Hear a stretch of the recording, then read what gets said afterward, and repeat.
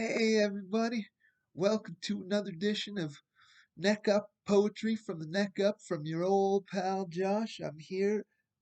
Uh, I had set this to music. I read it to music and it sounded really good, except the music didn't record through on the reading. So it's just gonna be my voice, and I'll dedicate this to the wonderfully talented Kristen Hatt, whose music I think will accompany this nicely. This is for her. I'd also like to thank my poetry patron for their ongoing support.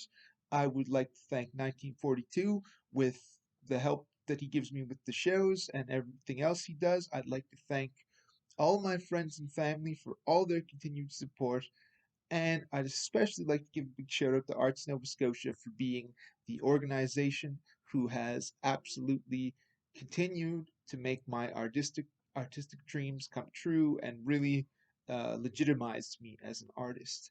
So, without further ado, I'm going to give you a shorter than most of my poem, but still it has a little bit of length and hopefully some depth to it. It is called Dreamin'. Under the spell of sleep, our experience doesn't unfold the same as when awake.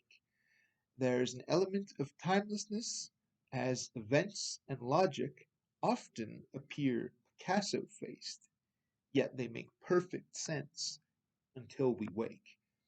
Dreams are a more exceptional version of our waking reality. It is rare that our worst fears or our dearest wishes are realized when awake. But while we sleep, anything can happen.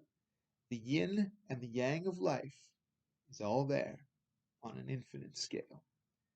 Perhaps because I've spent most of my adult life awake, or maybe because the hue of the rainbow is more potent and varied, I'd prefer to be asleep. I can't visit with Billy Bob or still be with you when in the waking world. But I must say, I'm grateful to come to so that I'm not actually kidnapped or don't have to go to high school again. Thank God for that. It was a nightmare the first time. The sands of time have been better to me recently. I'm seldom awake more than I should be, and real life has been blessed with true friendship and more artistic accomplishment than I could have dreamed possible. But I still long for better health, a romantic life, and an escape from poverty for everyone. I've got a hunch my greatest artistic achievement may be yet to come.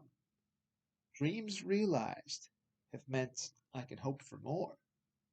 Whether sleeping or awake, I dream more and bigger than ever. Thanks a bunch, folks. Look at that, under 3.5. Mwah.